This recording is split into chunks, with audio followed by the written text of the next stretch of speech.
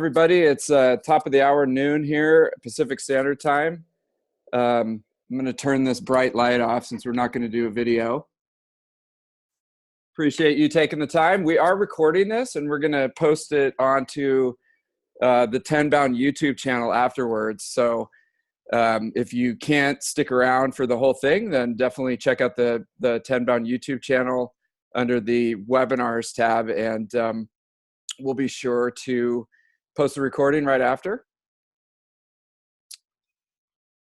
Since it is noon, we'll go ahead and get started. I want to thank everybody for taking some time to join us today. We're very excited to get this going. We've been working on this for a few months, and everyone's been very, very cooperative with the research study and patient as we put this together. We just appreciate all the participation. This is the Sales Development Mastermind series. We're going to be talking about using data to find top SDRs and going through some of the research.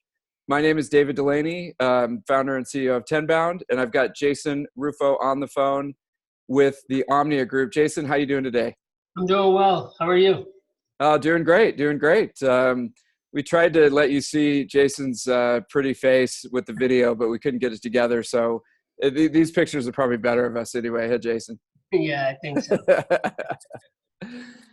Well, thanks again, everybody, for joining us. We want to dive in. Like I said, Jason and I have been working together on this research study for a few months.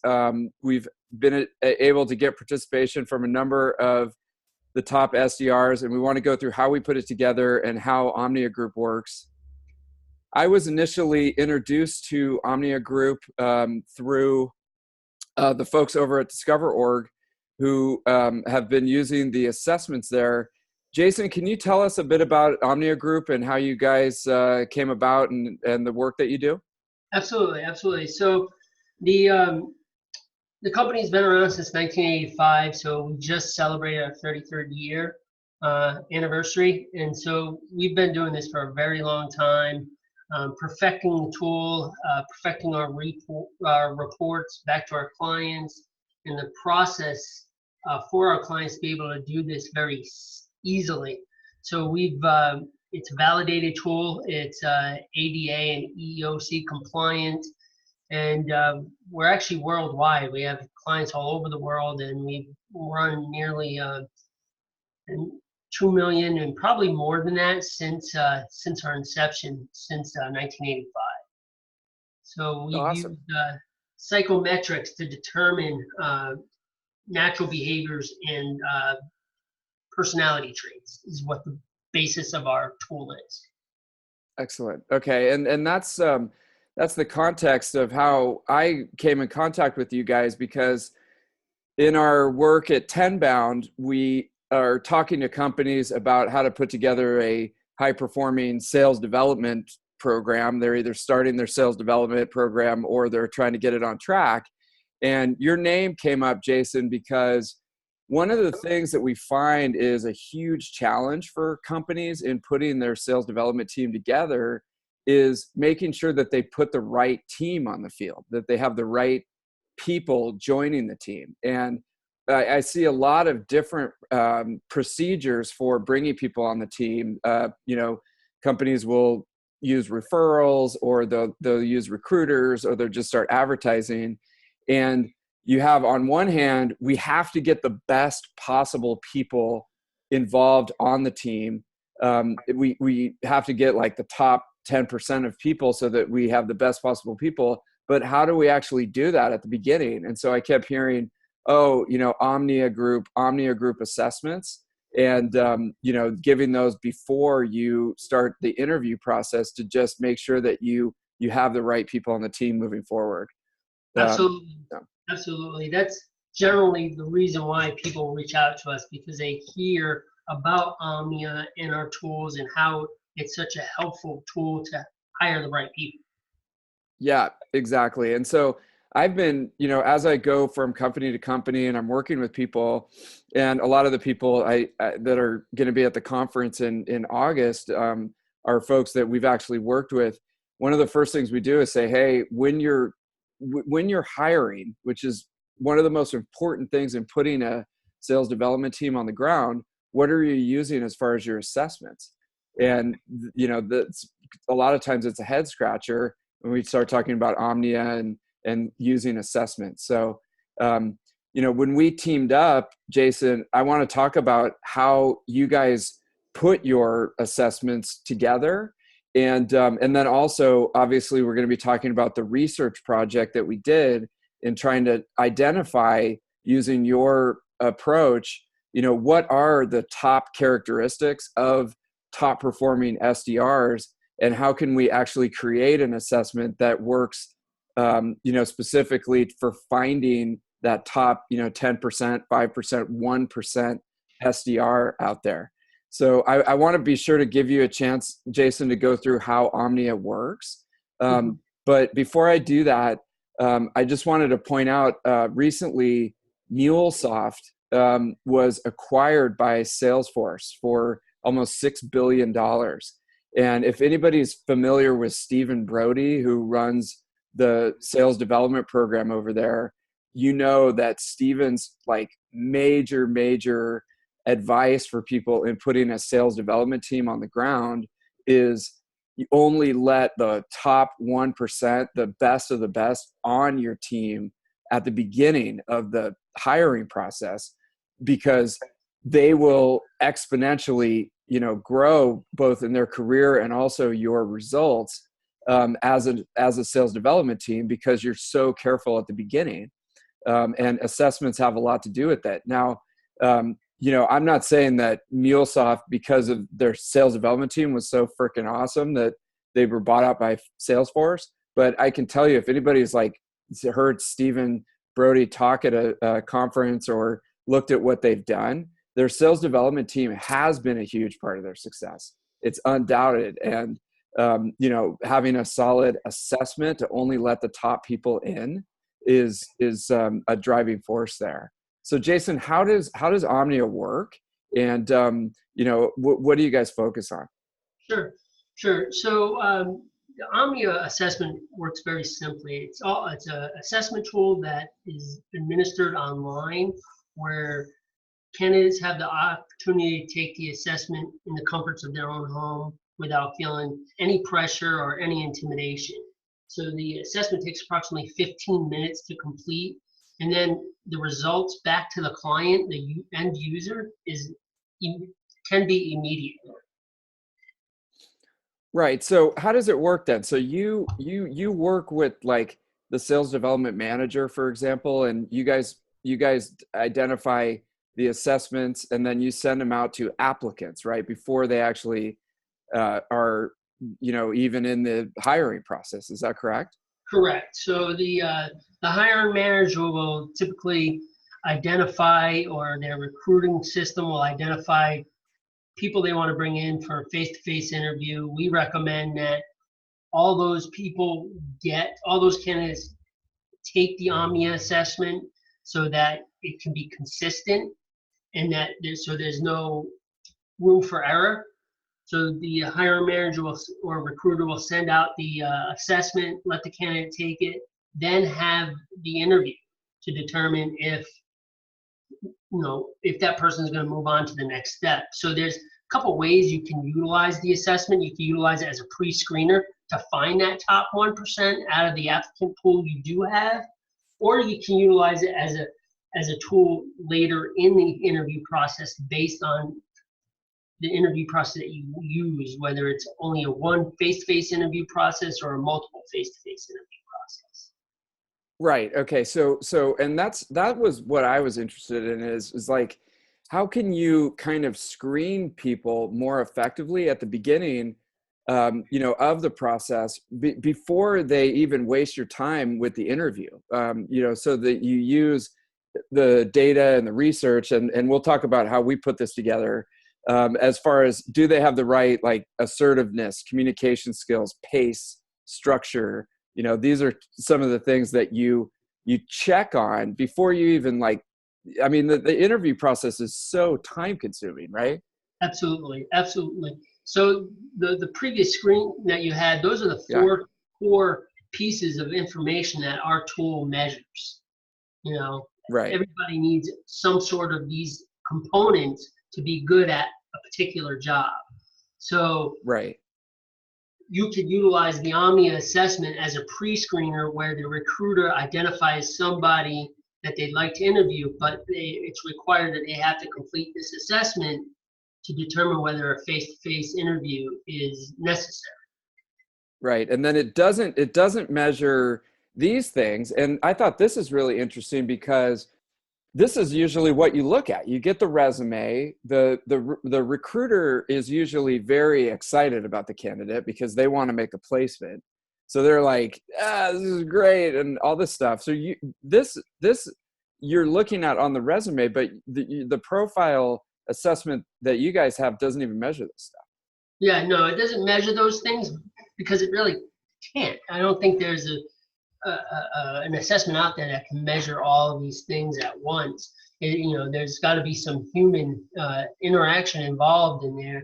And with recruiters, even though their job is to bring in qualified people, sometimes they're pressured to have to just bring in bodies, but you want to bring in the right bodies. So how do you do that? You utilize an assessment like ours to go ahead and measure that criteria to determine job fit and compatibility. Right. And so what we were trying to do is take the one that you guys have for salespeople, which is kind of a different job, but it has a lot of the same aspects of sales development. And we were trying to say, okay, how can we do a research study on the top performing sales development reps, and then put it into this system so you could actually use it to stop wasting so much time with the wrong people.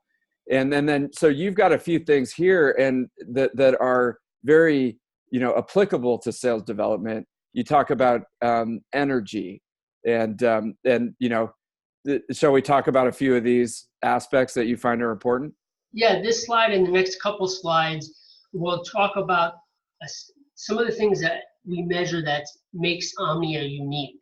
So we measure the vitality, the endurance, and the productivity of an individual. We also, on the next slide, which will be perspective, we measure consistency, the judgment, and if they can make good professional judgment, and if they have the right behavior. And then lastly, intensity, we'll say, can they focus on their, and what is their prime indicator of their personality and how intense is that? And this can come back in a couple ways. It could be very positive or it could be negative. It's our safety net to identify any red flags or any concerns that would be applicable to the job. Got it. Okay, so you've got the energy, the perspective, the intensity.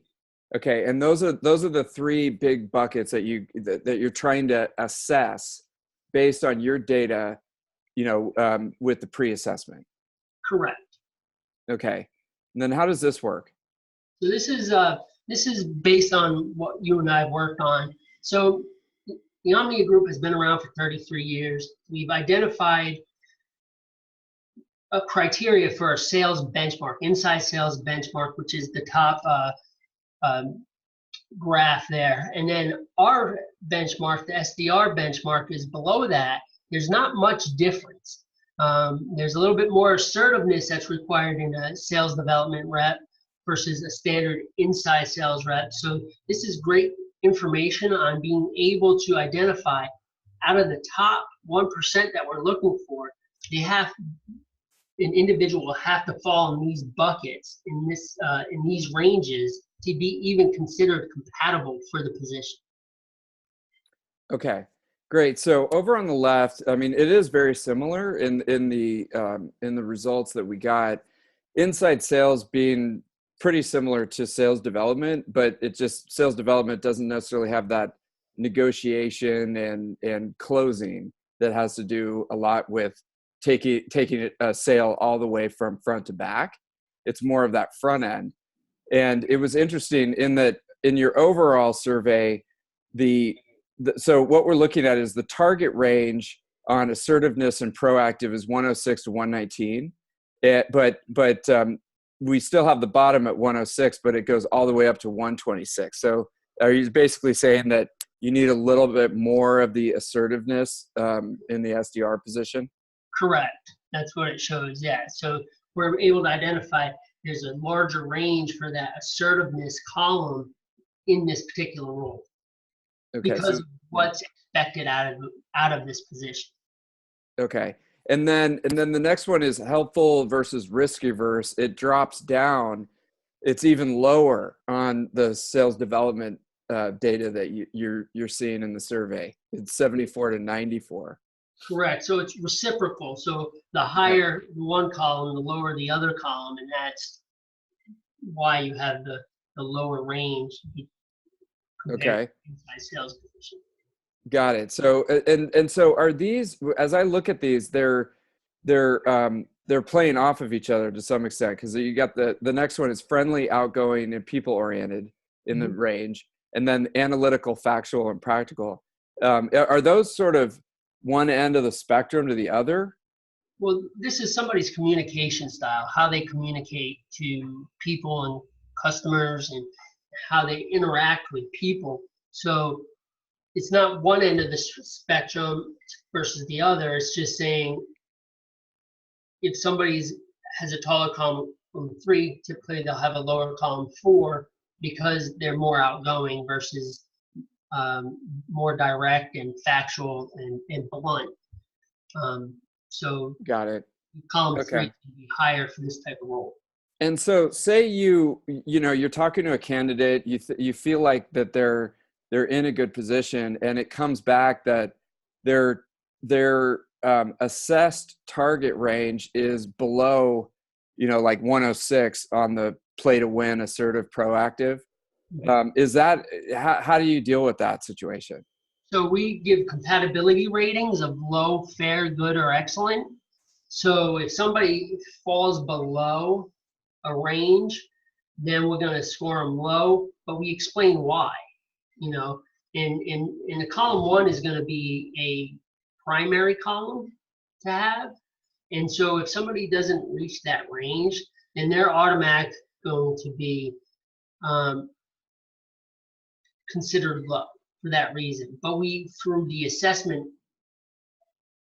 criteria, the narration of the narrative of the assessment, they're going to go ahead and talk about why we scored it at a low, because that person doesn't have the right amount of assertiveness to close business or get business as what's expected for this position.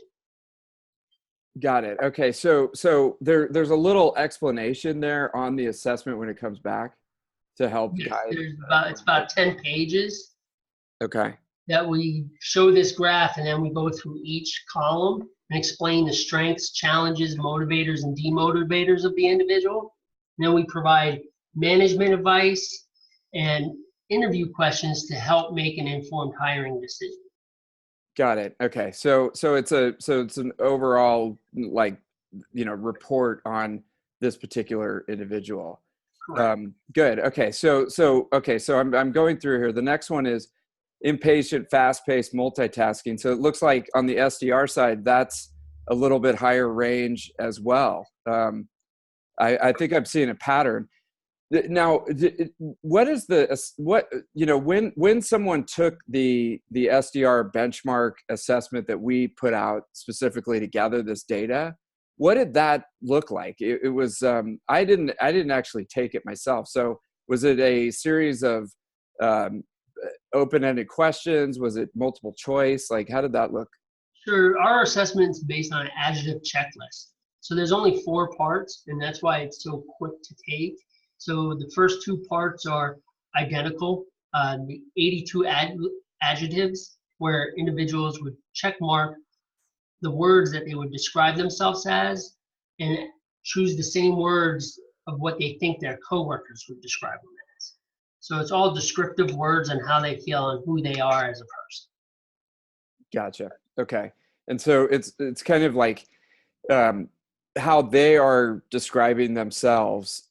And does it line it up against people that are actually working at the company? So in other words, like if you've got if you've got 4 or 5 SDRs that are doing really well, should they take the assessment and then you compare that against the overall benchmarks that we have here to create Absolutely. one specifically for your company? Yeah. Absolutely. You do have that option to do so, so a new client could definitely use a couple things. They could create their own benchmark using their top performers, or they can utilize this SDR benchmark that we've created. Gotcha. Okay.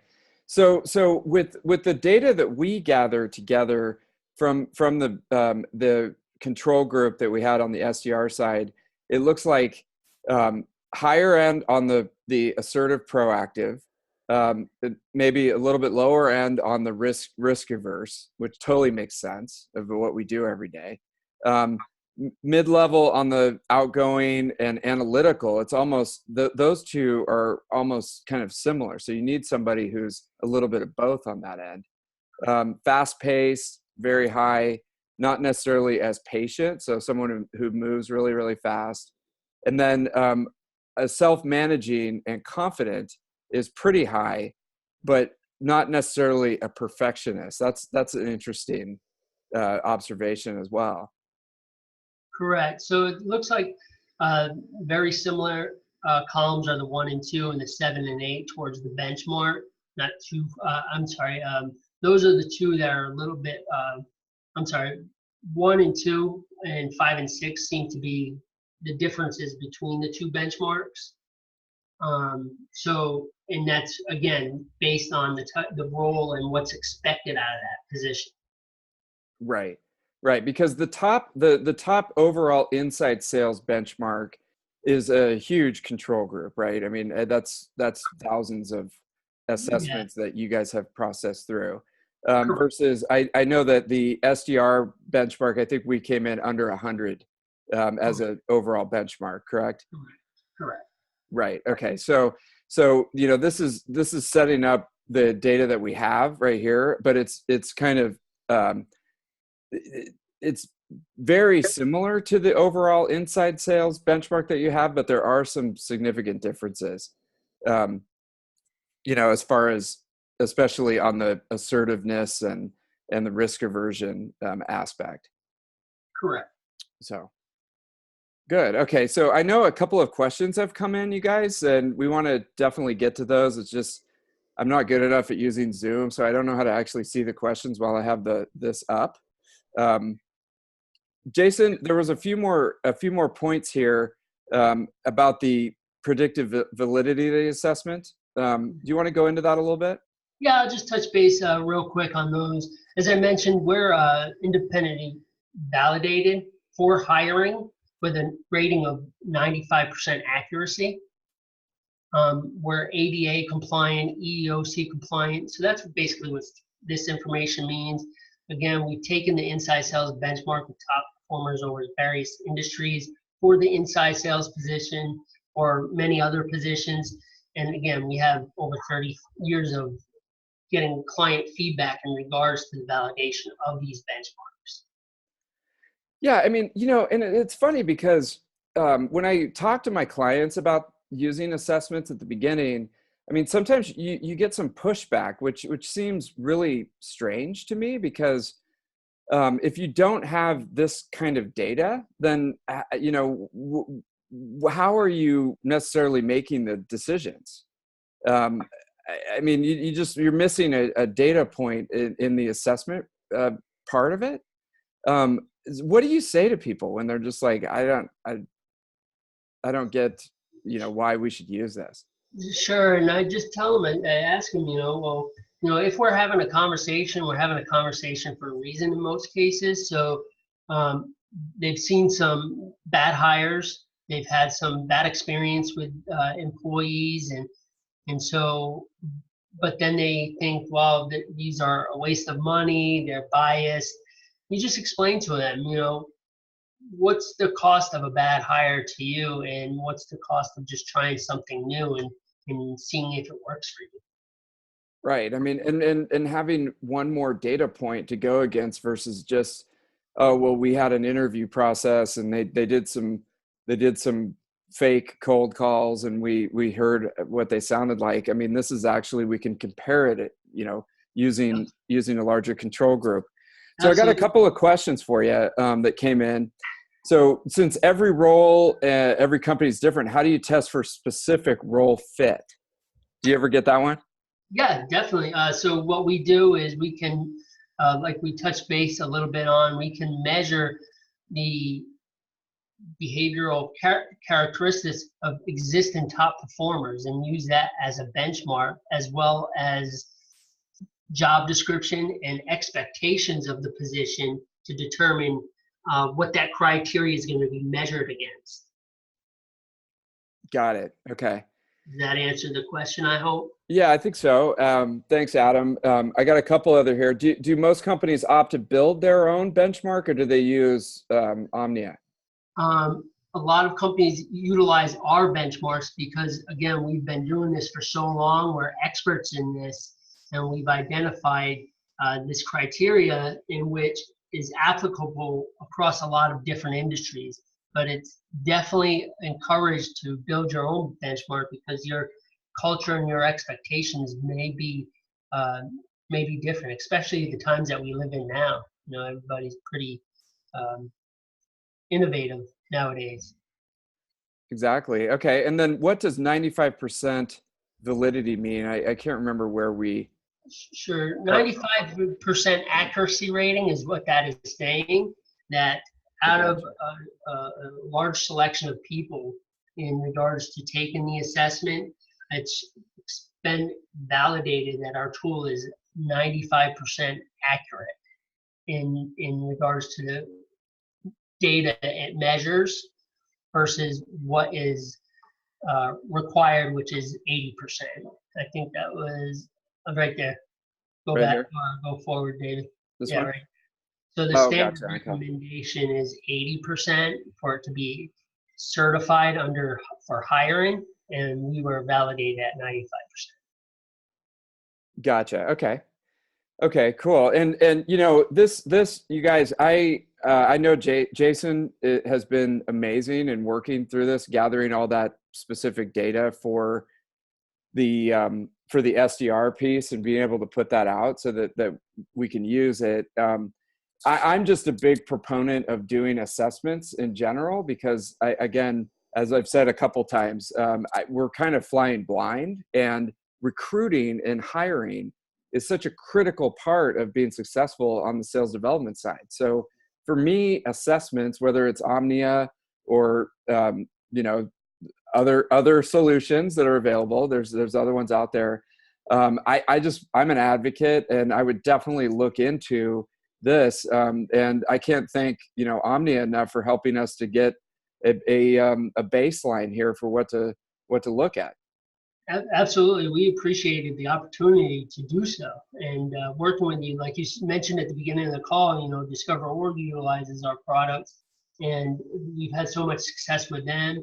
And working with you and other companies like Discover Org, I've noticed a change in what companies like these are looking for regarding SDRs, and that's why I approached you as well, talking about building an SDR benchmark, because it seems like a lot of companies in that field and that is looking for that. Other companies that utilize us is Inside Sales Team. Is it Going? Gong. Yeah, Gong utilizes Yep. us. So Mm-hmm. there's quite a few people within this industry that are definitely utilizing our tools. Yeah. Awesome. Okay. So that check out Omnia, and then this benchmark, we're going to put together a quick pamphlet or a PDF that explains how we did the research and what each of these bars mean and things like that. And we've got everybody's email from the call, and we'll be sure to get that out to you guys shortly so that you can have it. And again, whether it's Omnia or your own, I mean, you need some kind of data. The advantage that Omnia has is that they've been doing this for 30 years. They've got millions of data points. Based on the SDR benchmark that we put together, you want your applicants to be in these ranges. And I think it'll make a huge difference to your business. So hey, thanks again, everybody, for being on the webinar today. And Jason, thank you for pulling the data together and walking us through it. Yeah, you're welcome. We appreciate it. And thank you, everybody that attended. And hopefully everybody got some good information.